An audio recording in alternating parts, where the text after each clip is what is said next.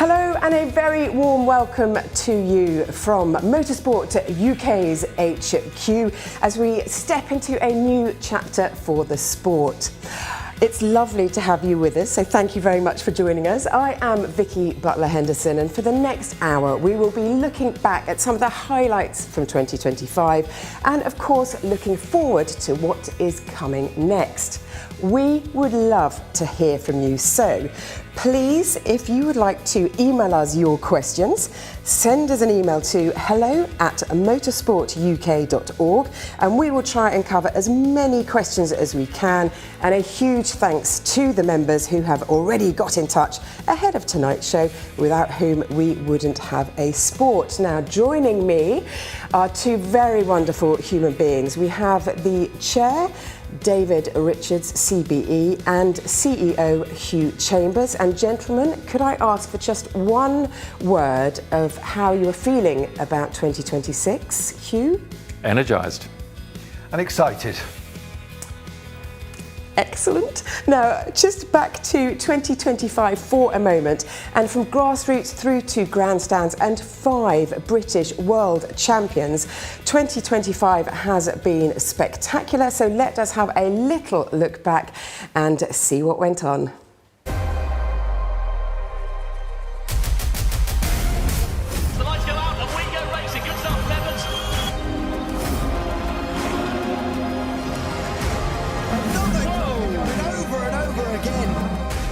We are lights out and racing once again. Oh, right on the door handles.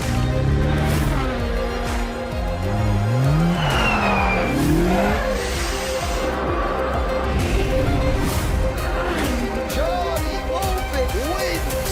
Lando Norris is the Formula One world champion.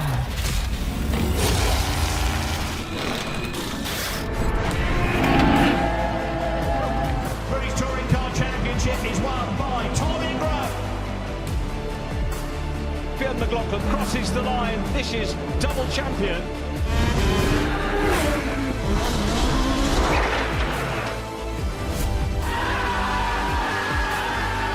Oliver Rowland is the Formula E world champion.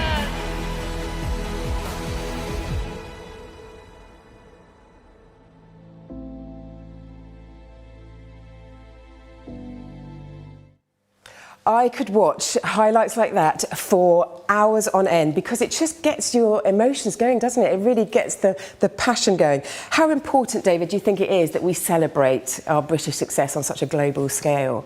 Well, we should be celebrating all success in motorsport. And, you know, when you see so many British world champions this year and you look back over the years to see how many we've had in the past, it's what inspires us all. It's why I joined a motor club when I was young and why we all participate. We can't all win, but we can be part of that celebration.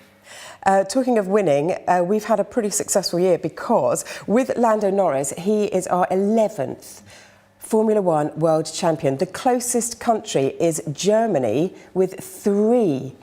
What is it? Well, what is the secret to our success? It makes you proud, doesn't it? 11 world champions in Formula One. But you have to turn the clock back. You have to go back to the end of the Second World War and that disused airfields around the country. Silverstone, the best example, where somebody said, well, let's go and race cars around them. And then when you race cars around them, then you need an industry around that to make the cars, design the cars. And that's how it all started, really. It's quite extraordinary, isn't it, Hugh? And of course, with the industry comes an incredible community. And we have over 120,000 people in this country that make motorsport happen. And that's on top of the actual motorsport industry itself, which has got over 50,000 people working in it. It's an incredible enterprise that relies so heavily upon those volunteers. And as I travel around the world talking to other countries, we are the envy of other countries around the world for that volunteer community that make it happen. But you know what? Everyone thinks of motorsport and you think, well, it must be powered by motors, powered by engines. It's not. It's about people. It's about those people that we celebrate, not just the people on the podium spraying the champagne, but the volunteers, the organisers, the marshals. Yeah. Well, should we have a look at what successes have been for Motorsport UK in 2025? I think so.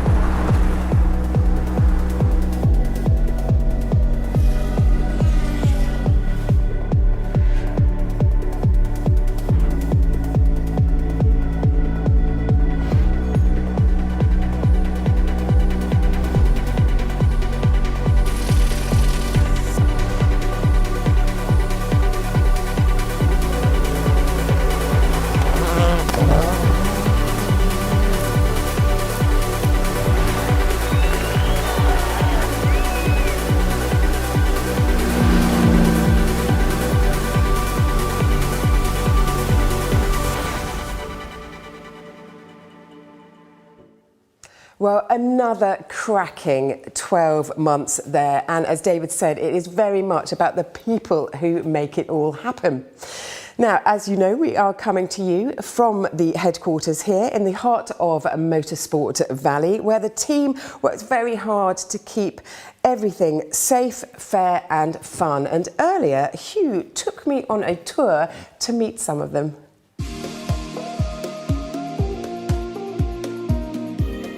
Hugh, Motorsport UK moved here in 2021. So what was it about Bicester Motion that attracted you here? Well, Bicester Motion is at the heart of Motorsport Valley and has wonderful cars passing by every day of the week. And it really is surrounded by wonderful companies that are all celebrating motorsport in the automobile. And I hope and I presume that you had a wonderful grand opening. We did, and it was celebrated in style by the greatest Formula One driver of all times, Sir Lewis Hamilton. As the home of British Motorsport, how do you celebrate the history here? Well, we've got some wonderful artifacts. You can see the incredible helmet wall here, as we call it, which is the world champions. Everybody has been tremendously generous in providing their helmets. We have got a few spaces left, so if you're looking at some of the young rising stars in karting at the moment, maybe their helmets will be there one day. Lovely. And then we turn to the walls. We have this incredible mural that was done in 2021, which celebrates the entire history of motorsport, starting in 1905 right to the present day. I see there Louise Aitken-Walker, one of my heroes, touring car and a little bit of rally as well. Look at these trophies. Well, motorsport is typified by lots of silverware, and we have our fair share. And each year we give out prizes to things like British Formula 4. A new trophy was the Keith Duckworth Trophy, which is for technical excellence, being awarded to people like Patrick Head and Ross Brawn. We have the Murray Walker Award, which is for journalism, so maybe one day. Maybe one day. Who knows? Motorsport in the UK is second to none around the world. The heritage that we've got, you know, with over 120,000 members of our community celebrating the sport, it's so rich in its history. Also, I know through those doors as well, you are celebrating esports as well. So Indeed. Cars that don't actually move, but give an awful lot of enjoyment and competition as well. And very accessible for people coming into the sport. You know, you can just start out with a little steering wheel on the kitchen table, and it's our newest discipline, but potentially it's our most important one. Well, shall we see if I'm the next star? I've got a feeling you might be. Hugh, this looks like a rather fancy bit of kit. Who uses it?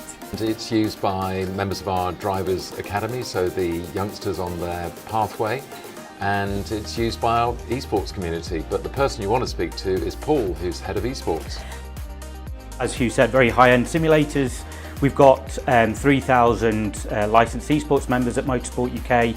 They can come along, have a go. We take them to lots of events around the country, really easy to pack up, and just showcasing the equipment that's available now in sim racing.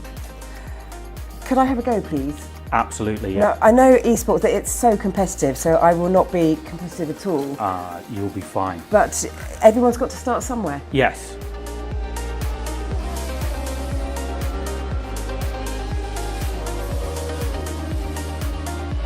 Hugh, I think I will definitely stick to real-life cars when it comes to driving.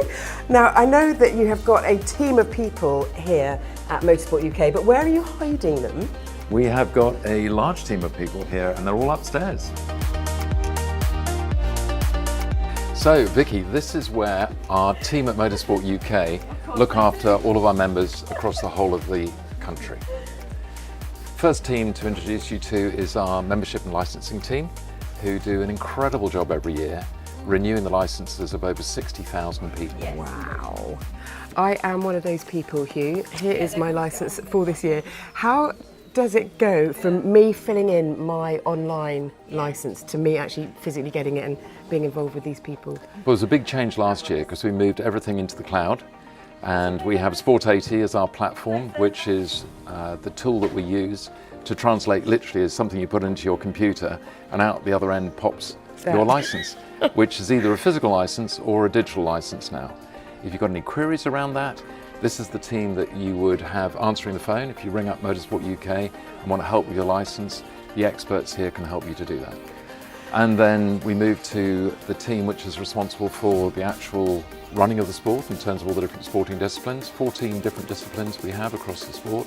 On our left-hand side here, we've got our team working on volunteers and officials. So our wonderful community of marshals and volunteers. So any question that you need if you're a volunteer, you need answering. Got the team here looking after all of our coaching and development. So the Drivers Academy is led by this group here. So Young Driver Academy, we've got drivers like Lando Norris, who's done fairly well for himself, has come through our Drivers Academy. We then move to our technical team. Technical team work with all the disciplines, of course, but then are looking at it from the perspective of the actual vehicle itself, and very much looking at it from the point of view not just the technical regulations, but also safety. And if I have a question about a specific roll cage, for example, that I need to put in my car, This is the team that will answer that question. Perfect. Absolutely. And then over on the left-hand side, you can see our legal team. We've got a team of lawyers, the finance team doing a fantastic job making sure the numbers add up. And we have our equality, diversity and inclusivity group working on Girls on Track, which is that wonderful program celebrating its 10th year anniversary this year, which is fantastic. As well as environmental sustainability. So we've made great progress with our sustainability credentials, and I think enacting some practical and affordable measures which ensure that the sport maintains its position as being a credible member of society. Our safeguarding team, as you can see over there, a fantastic group who've made sure that we've enacted our Race with Respect programme. I'm sure you've come across that. Yeah, yes I have. Well, you have a very big umbrella across all of us, so thank you. There is a lot going on. And then finally, this is the team that look after all of our promotional side, the marketing side. And this is the group that are really bringing to life our new strategy, which is all about getting more people involved in the sport. Lovely. So that's the team at Motorsport UK. Brilliant. And I know that you said that if you are a member, you can come and get a cup of tea anytime you like. Could I ask you perhaps to get me a cup of tea today? Come and get a cup of tea. Thank you. Okay.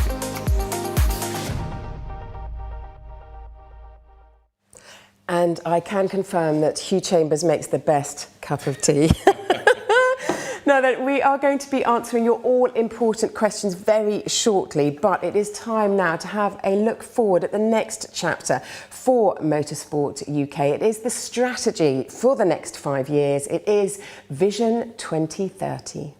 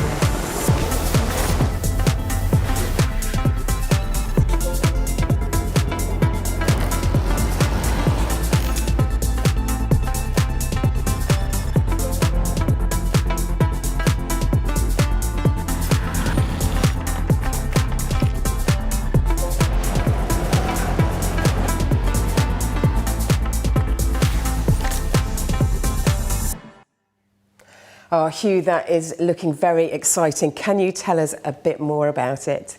Absolutely. We are embarking on the next 5 years of our strategic mission. Just going to bring up on the screen. Thank you. We are embarking on the next 5 years of our strategic mission. We've just concluded a 5-year cycle, and we're calling this Vision 2030, catchy name. And this is all really building upon the successes that we've had in the last 5 years. Now, I'd be the first to say that whilst we've made a huge amount of progress, we're definitely acknowledging we have more work to do. Running a governing body, there are a lot of moving parts, 120,000 members. So this evening we hope to address a lot of the points that people are making. But we need to have a strategic direction. We need to be very, very clear on what the purpose of this organisation is. And reflecting back on the last 5 years, I think David would join me in saying that our first task was to stabilise the ship, if you like. The first task was recognising that motorsport in this country, and probably worldwide, faces some really existential threats, whether it's in terms of our the perception of motorsport for environmental sustainability, whether it's the changing lifestyles that people have. There are more and more entertainment choices. I think in terms of younger people in society, maybe their reluctance to volunteer in the way that people have done historically, that they don't want to commit their entire weekend to a sport. And also just the changing nature of the automobile in society today. It just means that, you know, all of us are using it more as a utility device than as an object of fun. And certainly kids growing up today, you know, you don't tinker around with your car and take it to pieces on the kitchen table, as certainly I did when I was a teenager. So we had to recognise all those things. And a large part of that was presenting motorsport with improved credentials, being a better part of society. So improving our environmental credentials, improving our diversity and our inclusivity, making sure that we were more accessible and making sure that we reduced red tape. So there are a lot of things that we needed to get our house in order, if you like. Moving into this next 5-year phase, having accomplished a lot of things, and I think it is worth just sort of reflecting on some of the things that we have achieved over that period of time. And since 2018, there's been significant progress. You know, we have included communities that perhaps were adjacent to us in the past. So, for example, arrive and drive karting, indoor karting, and indeed the creation of the RS Clubman licence meant that a whole community of people that were competing without any direct contact with us are now included. So we have over 64,000 competition licence holders in this country. We've spent a lot of time and energy training and accrediting volunteers and improving the pathways for those people coming into the sport. We've improved the joined up digital experience. You might say, what on earth is that? But Sport 80, which is a platform that we've introduced last year, was mentioned in the film, gives us the opportunity to create a whole entire digital ecosystem, which was never possible before. So moving from paperwork into a digital age has been absolutely fundamental. Launching things like Race with Respect, you know, that's something which I think the whole community has embraced incredibly well. It's a framework for how we treat each other and how we expect other people to behave. And that gives an opportunity to us to have a world-class safeguarding facility here. I mean, I think the work that the safeguarding team do here on behalf of the community is second to none. And there's a whole host, people can see these things on the screen here, but things like fully electric Bambino karts is a wonderful way for 6 to 8-year-olds now to be competing with no carbon footprint. And that's going to be extended into cadet karts from next year. We've got the highest level of accreditation with the FIA in terms of our environmental sustainability. Our emissions calculator is something which has been applauded around the world. Sustainable fuel adoption, things like the Goodwood Festival of Speed, the Goodwood Revival, the Goodwood Revival running entirely on sustainable fuels. We've got British touring cars running entirely on sustainable fuels, and a whole raft of adoptions across the board. We've also had fantastic inclusivity programs like Girls on Track, now in its 10th year, as you heard on the video. We've had over 10,000 young women who have become involved and engaged in that program, and I know yourself, you have a strong affinity to that. Race for Diversity, which has been funded by Mission 44, Sir Lewis Hamilton's foundation, which has provided us for the funding for the last 3 years to get over 1,600 young kids from in environments which perhaps wouldn't naturally engage with motorsport from inner city and urban areas, which has been absolutely fantastic. In addition to that, we've seen a lot of initiatives in terms of the implementation of these different things around the world, and we've, I think, become recognised by ASNs and by the FIA as being a global leader in so many different areas. So building on all of that, motorsport today, I think probably people are quite familiar with some of the statistics here, but as I mentioned before, we've got over 120,000 people in the community overall, some 600 clubs. Each year we put on about 3,500 events, or rather we permit 3,500 events, which that incredible volunteer community of marshals, officials, stewards, clerks, timekeepers, rescue and recovery, you know, the list goes on, all the medical community that come together to put on those 3,500 events. And that means we have around about 122,000 competition starts each year. You know, a colossal enterprise. And that all sits under an umbrella of an industry that turns over and contributes towards the economy of £16 billion. I mean, David, you had the sports minister attending our award ceremony on Saturday evening. What is her reflection on the industry? It was an interesting discussion because, you know, if you compare it with other conventional sports, you might think of football and cricket and all these things. The big difference is the engagement with the community, that volunteer participation. We have the biggest volunteer participation any sport in this country, and that gives us a voice. And you know, government's been very good with us recently. We've had good connections there and good support, and it's important we retain that as well to keep our position where we are today. So we've made a lot of progress. I mean, I'm very proud. I know that the board and the executive are very proud of the things that we've done. The question is, what next? You know, how do we build on that success? And we see that there is an opportunity. You can see Lando there lifting the trophy, and you know, I think we're all very proud that another Brit has lifted the F1 crown. That is absolutely fantastic. But how do we translate that incredible success into a broader grassroots participation? And there's something of a gap. You know, we've seen Drive to Survive on Netflix screens, you know, driving whole new communities of people coming into the sport for the first time. And yet that hasn't necessarily translated through to more participants in the sport. So we think that that's our next task, is how do we bridge the gap between the people who are fans and the people who are participants. So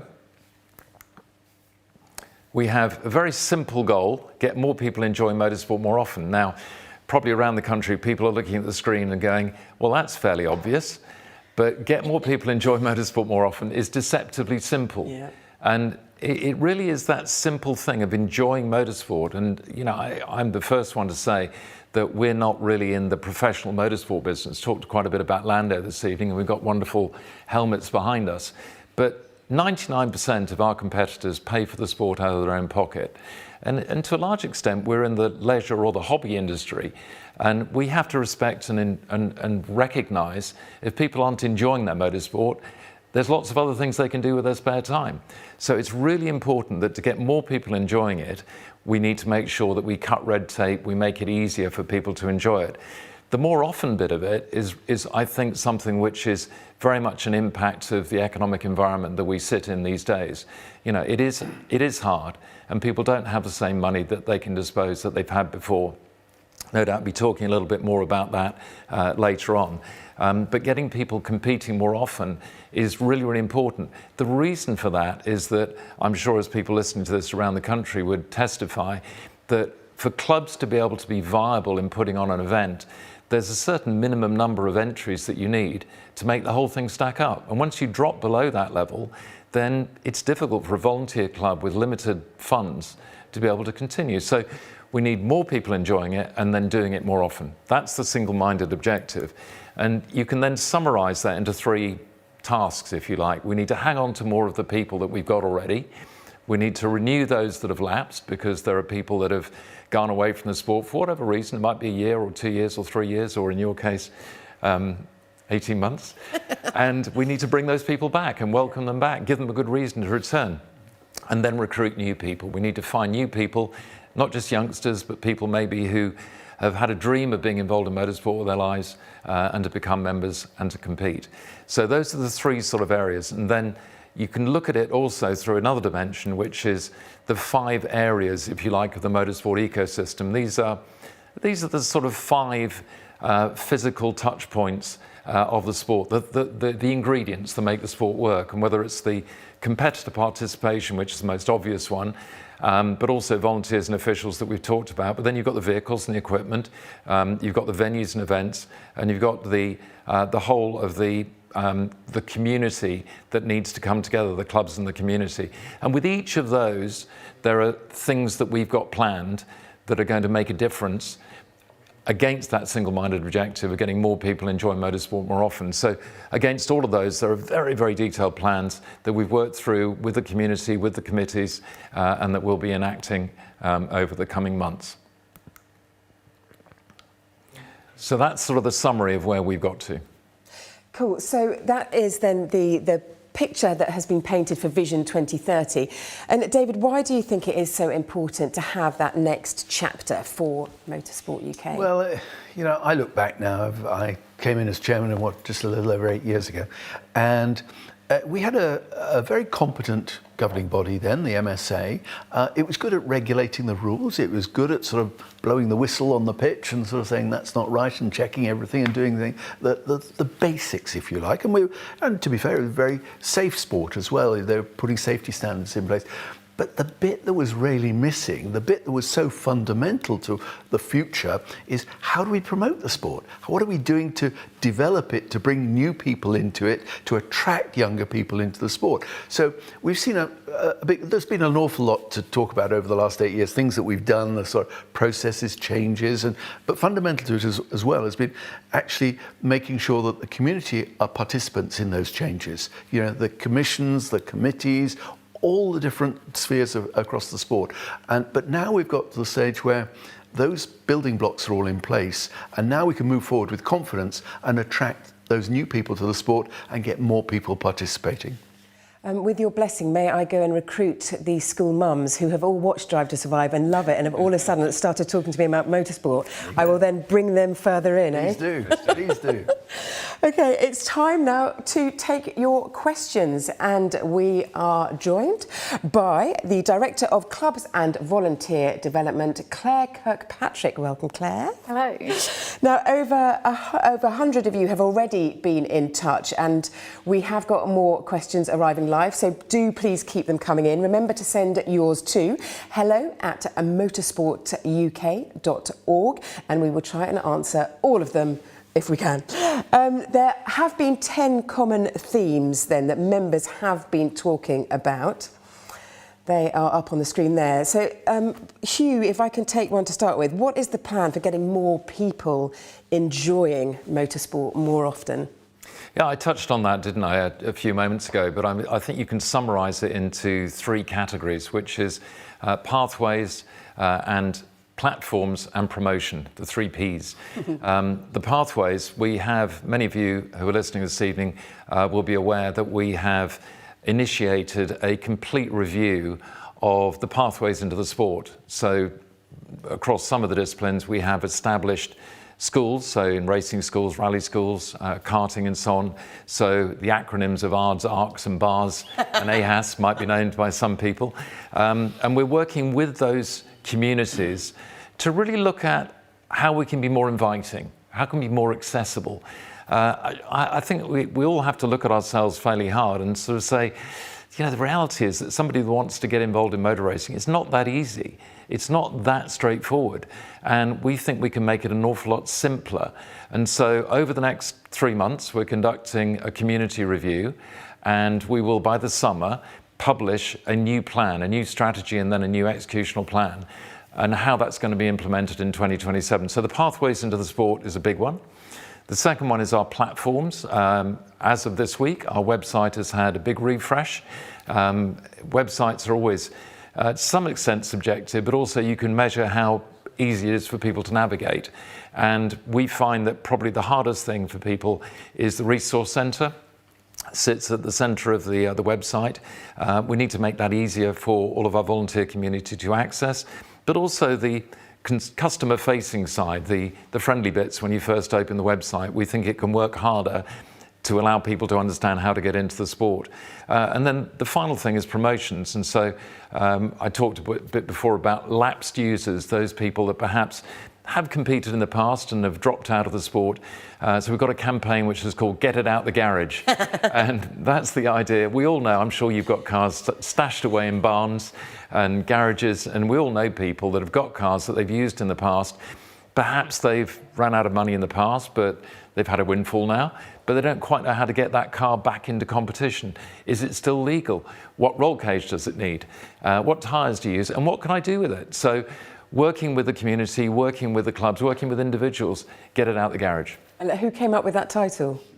Will you take full credit? David, was that you? It certainly wasn't me. It's brilliant. Love it. Oh, well done, you. Claire, something else that has cropped up quite a lot and put very well by Raymond, and he is part of the newly celebrated Club of the Year, the Autotest Drivers Club Northern Ireland. So firstly, congratulations to you. Raymond wants to know, what are you doing to support clubs to make running events easier? Excellent, yes. So we've got lots of resources on the website already for clubs in our club toolkits. We've got accreditations as well, and we are constantly working with all our different committees on more resources on that website. So currently we're working with the Cross Country Committee to create resources to help new officials learn how to run cross-country events. We ran our first club workshops last year as well, which was fantastic to have people in the room talking about how they run events, how do they promote events, and then moving forward, learning and sharing that good practice with each other. So yeah, got some good things out there at the moment already. Lovely stuff. David, one for you. Perhaps your specialist subject. How are plans progressing to bring the World Rally Championship back to the UK? Well, as you can imagine, that's you alluded to, is very dear to my heart, that my background in rally, and so it's been a challenge for us to bring the World Rally Championship back. It's a massive thing to organise, as we know from previous past in Wales, and it requires funding. It requires the economic model is not sort of in our favour either. So we need to get partners to it. We need to engage with government, and we've received great support in Scotland, and that's the encouraging thing now. So I've made it my clear ambition. I've got sort of another 8-9 months to last here as chairman, and we will have a World Championship rally back in this country before I leave the scene. On that, but sort of more towards home, Hugh, are you concerned about land access for rallies? How is that looking? Yeah, Motorsport UK is very concerned. I mean, I talked about headwinds before, you know, the fundamental challenges that we face as a sport. And I talked about environmental sustainability, and I think we've improved our credentials, but I think we would all agree that the direction of travel of society is becoming more sensitive towards environmental impact. And I think that the sharp point of that for us is in access to rallying, because it takes place in the natural environment. And so inevitably it is going to be a pinch point for us. But we're working very hard, and I think what would be good is to hear from Jonathan Jackson, who's the head of rallying, and he can probably explain a little bit more. Over the last 18 months, we've been working tirelessly with the forestry bodies across the UK to ensure that we retain access to the stages that we love. Overall, we enjoy a positive working relationship with all of the forestry bodies, and the constructive meetings are always held throughout the year. But we must face up to the challenges, and those surrounding cost, access and environmental restrictions. Those restrictions in particular relate to the habitat assessments, and we're working tirelessly to ensure that clubs have the correct guidance and templates available so that we can navigate them through that process and hopefully reduce the burden that these bring. If you've been to the seminar series this year, you will see that we're working on a number of projects throughout 2026 to help reduce the bureaucratic burden on the organisers and provide them with much greater guidance than we have done previously. Those will be available at the back end of this year and will hopefully provide organisers with much more support than previous. Please be assured that the rallies team at Motorsport UK are working tirelessly to ensure that we retain the access to forests that we love and that the sport has a secure foundation to move forward on. Cool. How are you addressing some of the issues that have happened recently? Well, frankly, we're very worried, because we've had 2 events that we've lost this year already. We're only in January. The Speyside Rally and the Malcolm Wilson Rally just a few days ago. I think it's symptomatic of the challenges that we face in persuading the forestry commissions across all 3 of Wales, England and Scotland of the importance that rallying has to the local community. The specific issues that we face with those 2 individual rallies relate to the habitat and environment and ecological issues. I think there are solutions that we can find for those events moving forwards, but particularly in regard to those particular events, we've run out of time. We were looking for alternative routes, alternative solutions, but I think they are symptomatic of a bigger threat that we face. And all I can promise is that Motorsport UK is single-mindedly focused on finding solutions, and a huge amount of time and energy is placed in working with the forestry commissions. And we will continue to find solutions. I know people ask, is Motorsport UK committed to forest stage rallying in the future? I can say emphatically yes. It's a passion, and particularly obviously for David, but for the whole community. I mean, this is fundamental. And I think what David has said about bringing the WRC back to Scotland, certainly within Scotland, that particular project, in order for it to be successful, in order to make that happen, it requires a great deal of funding, local, regional and central government funding. And I can say that we are very, very close now to securing all of that. Some of it has already been announced, it's in the public domain, but it's substantial. As you can imagine, that Forestland Scotland, as an agent or an agency of Scottish Government, so it's one step removed, but it is funded by Scottish Government. The Scottish Government are not going to fund a round of the World Rally Championship in large part, and then see domestic rallying or club rallying wither on the vine. The two things are intertwined, and they see the value of the community, of the volunteers, of the people in the clubs, and they know that the whole ecosystem has to work. So we're addressing this at the highest level with Scottish Government. And I can assure everybody that we are working passionately towards solutions. Lovely, good to hear. Talking about volunteers, Claire, what are you doing to help recruit them for the year ahead? Yeah, absolutely. We know that our volunteers are so important to the sport, so we've been increasing our promotion of them and how to get started. So in fact, our Get Started website now has a lot more information on there about all the different volunteering roles and how to get started. Last year, we actually saw almost 2,000 brand new marshals become accredited with Motorsport UK, and with 40% of them being under the age of 30, which is really good to see. We also ran our first Young Officials Taster Day with our Young Officials Subcommittee, which was great to see. And we like to promote some of our clubs' events that they're doing as well, because we know that there are clubs out there doing things to promote volunteering. So, for example, the British Motorsport Marshals Club have got a women's-only taster event coming up soon. So we want to hear about more of those events so we can promote them for our clubs as well. And then when it comes to training as well, how is that improving? Yeah, so we are really trying to understand our training needs of our officials and all our volunteers. We are reviewing all our pathways. We're working with our Volunteers Officials Committee to review all the different pathways for the different volunteering roles. And we are slowly bringing in those new pathways. So last year we launched the new rescue pathway with rescue technicians and crew chief. We are also wanting to listen and really improve on that. So again, we want our volunteers' feedback so we can improve and make changes moving forward.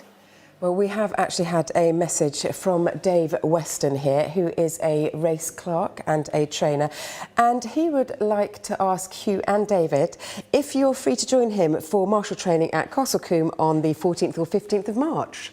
I don't know what I'm doing that day. What about you, Hugh? Yeah, I've checked my diary and I'd love to attend. You're in. But I think Good stuff. I think it's an interesting one, because I had the Marshals Club representatives at my office today, and we were chatting about these taster days. So I've opened it up to all my staff and I said, "Come, just do it. Just you've watched it on TV. You maybe not participated, but you could be equally important as a marshal, and just try a taster day. You'll love it. The camaraderie. I spend a lot of the Grand Prix. I'll go around the campsite round the back of the ground, and it is just so much fun meeting the people there. And it's a completely they're completely supportive of everything that's going on in the sport, and they're engaged in it, and a great bunch of people. And hugely passionate as well. I've done a training day actually to be a marshal and had a right old hoot with a fire extinguisher. So 14th, 15th of March, get down to Castlecombe.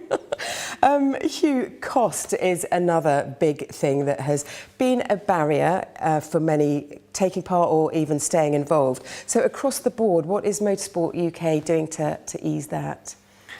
The harsh reality is that motorsport does cost money. It's not kicking a football around the backyard. And we recognise that people are facing tougher economic times at the moment. I mentioned it before. And what I can say is that of the 27 committees that we have, all the discipline committees, technical committees, I'd say one of the common themes of debate that I've witnessed over the last 8 years and led many of the debates is how do we reduce costs? I have to say it's very, very difficult, because there is a difficulty in constraining the costs within any particular category, because people are very inventive. They're always looking for ways to actually go faster. And you know, certainly in my experience, that given half a chance and there's half a second to be gained, people will miraculously find more money. The response to it is that we need to be innovative in terms of the formats of events, formats of racing. You know, part of it is that, you know, historically events have often taken up the whole day of somebody's time. And we need to find ways where perhaps people can share a car over 2 different types of events. We need to find different ways of people reducing the amount of time that they spend in preparing cars, and so simpler regulations. But what I can say is that within our sport, from the top to the bottom, is that there's something for everybody. So, I mean, one of the most fun I've had in a competition car was doing an auto solo at Abingdon Airfield. And I think the entry fee was £45, a little bit of wear and tear on the tyres and a bit of petrol, but a great community involvement, and you're going to have loads of fun. At the other end of the scale, you know, people are spending £50,000 on a weekend's GT racing. So, you know, there is that full spectrum that is available. But I can assure everybody it is front in mind, but it's very difficult to reduce costs of competition. You know, tyre usage, we've introduced across multiple different categories, limiting the number of tyres. But largely that comes down to the championship organisers. But the championship organisers are commercial operations, particularly when it gets to circuit racing. And if they can see another championship is more successful because they're using, for example, more tyres, it's very difficult to restrain that. But it's something that we're consciously aware of and constantly looking for solutions. Hugh, I think one of the things we've got to get over here is, yes, if all of us involved in sort of perhaps senior levels of the sport see this issue, but the message to the people on the outside who are not participating, there are ways of coming into motorsport that cost very little. You know, you could bring your ordinary road car, you do the street car series, you can do auto tests, do production car trials, all in a standard car. You drive to work the next day, and we've got to get that message out there to people. Yeah, I mean, one thing that I would certainly highlight is in historic racing, which I know you know a good deal about. And over the last 10, 15 years, there's been this arms race, checkbook racing, where the regulations have not been tight enough, and working with the championship organisers has not been coordinated enough to restrict the amount of modifications that people make. And I mean, there was a very high profile case at Goodwood where cars were fundamentally illegal, running with a capacity which exceeded the specification. And I mean, I find it quite incredulous that people would do something like that, because how can it be satisfying to win a race when the car is so in breach of what the rules and regulations are? But even aside from that, running engines which are so highly tuned that they have to be rebuilt literally every race is in nobody's interest, and people lose interest because they walk away from the sport. I can't possibly win unless I'm spending this much money on something as simple as a Lotus Cortina or on a Mini Cooper S. And the work that Roger Wills has done as the chair of the Historic Committee with the championship organisers, and also he's the president of the FIA Commission for Historic Vehicles, and the work that they're now doing collaboratively with the whole of the community, because if one championship doesn't follow suit and clamp down on this, then it's very difficult for it to control. But the whole community has come together, and they've all recognised this is not actually doing anybody any favours, and we need to actually stop this ridiculous arms race and get back to the basic principles of people just having fun with old cars. Well, getting back to basics, I'm quite keen on doing one of the 12-car rallies. I think that would be a right old giggle. What about insurance, Hugh, as well? Because I know that's another cost issue. Absolutely. You know, we are responsible for insuring the sport, and without insurance, you know, we talk about other elements of our volunteer community. It couldn't happen without them. Without insurance, we can't exist. We only operate under statute of law granted by Parliament on the basis that we issue permits and that we provide insurance. And we provide £100 million of public liability insurance. But there are lots of other tiers of different types of insurance. And the one which really provided a challenge for us towards the end of last year was the Road Traffic Act insurance. So for those competitions that take place on the public highway, conforming to the Road Traffic Act, speed limits and so on and so forth, but nonetheless it was still a competition, and your everyday road insurance simply wouldn't cover you for that. And I think, Claire, maybe you've got some more information about that. Yeah, so the third-party RTA insurance has been the biggest challenge in the insurance marketplace for us, and we've been working really hard to create a product and work with insurance companies to have a product to bring to the market, and we are as close as we have been in this. We are looking at a Motorsport UK group policy, which will have a tiered product. So we are very close, and we hope to have news in the near future, but we are definitely making progress on that. I think it's important, though, when you talk about insurance, some other governing bodies very nearby to us in this country actually lost their insurance policies and had to stop all motorsport altogether for a while they resolved this. And it became extraordinarily expensive to participate in those events. Now, we've taken a view as a board that we need to have a security for the future. So we have a rolling policy that goes on for 2, and we're pushing it to 3 years now. So in the event of any major issue turning up, we would have time to resolve the problems, and so we are protecting in that respect. But insurance is a very challenging area, but I'm confident from what Claire's been telling me that we are moving towards a solution, I would hope, within the next month or so. Watch this space for that.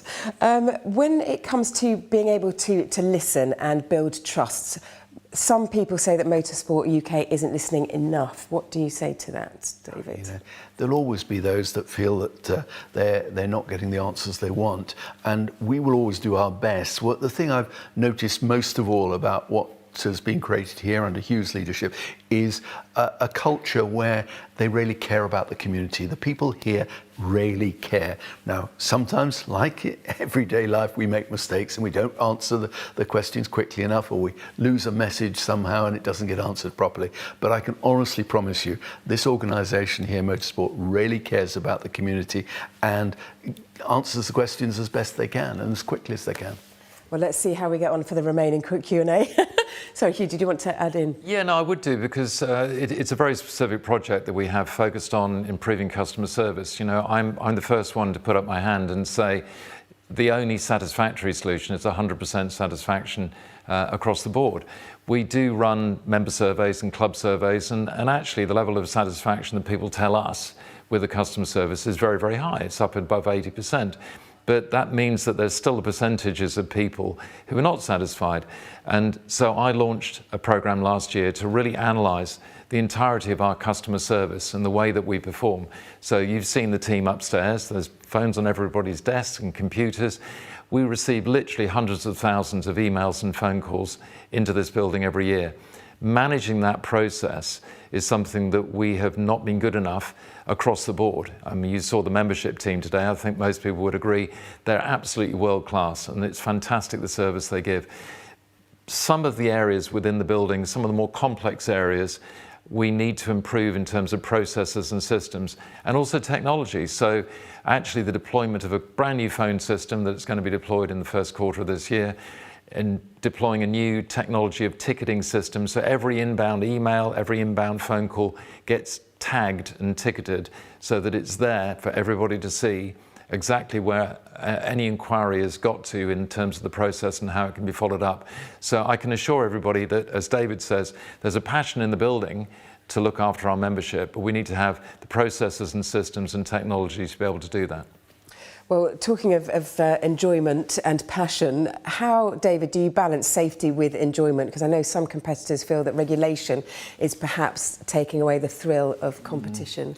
Yeah, there is always going to be this. We've rolled back on some of the safety issues that were foisted on us by the governing body, the FIA. I remember in the early days there was changing of, what am I thinking of, seatbelts, was it? We changed back on the lifing of seatbelts. And we look at these all the time as things evolve, and safety still has to be our paramount concern, and it is our Achilles heel. If we had some terrible disaster, you know, not necessarily with a competitor, but imagine spectators, and we've got to focus on those areas, and I make no excuses for us really making that a number one priority in this organisation.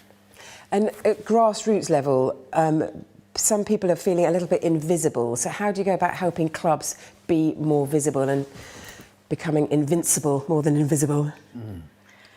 I think through our workshops and our toolkit around promotion of activities, promotion of the club, as well as their events, is a great way of the clubs doing that themselves, but they can tell us what they're doing. And I think it's important for me to emphasise that the club development team is here to support clubs. So get in touch with us. We're happy to help.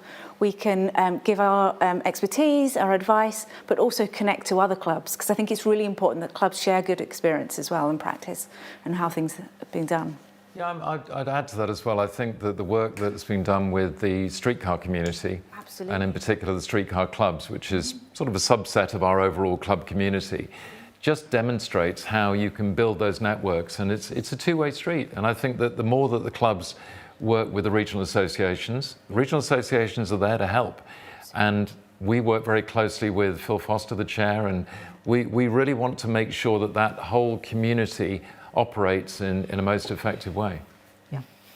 And David, we've had a specific one in for you. Timothy Harmon has got in touch and he's asked if you could share his engineering project with McLaren.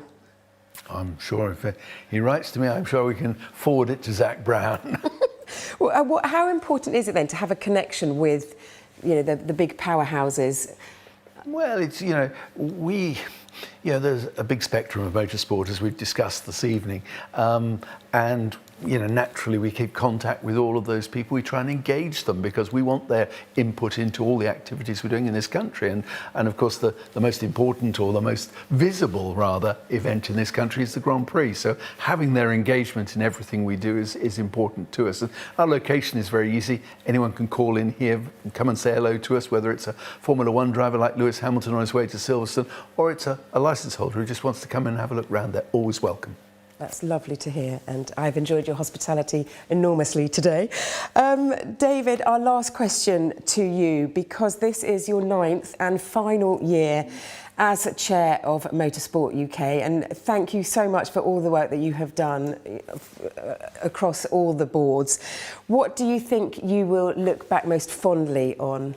Well, I guess, firstly, I've enjoyed it. It's been a challenge at times. It's not always gone smoothly. I've enjoyed the great team of people that I work with here at Motorsport UK, right across the board. But I think more importantly, I've enjoyed meeting so many people out in the clubs and the grassroots of the sport, because that's where it all started. It started for me as a 17-year-old walking into my local motor club, where I'm actually going back to on Saturday night to their awards evening in a local pub. And so it's the camaraderie of all the friends and people I've met over the years. Well, thank you so much. Everyone's going to miss you. I'll still be around. Yes, exactly. Oh, well, thank you all so much for your questions. And if you would like to find out more about Vision 2030, then go to motorsportuk.org. Also, send emails and, of course, have a look at Revolution. And if you want to contact the team specifically, then do drop an email. It is hello@motorsportuk.org. Thank you so much for your time and your knowledge and wisdom today. Thank you very much indeed for joining us. And we wish you a very, very successful season. Thank you very much.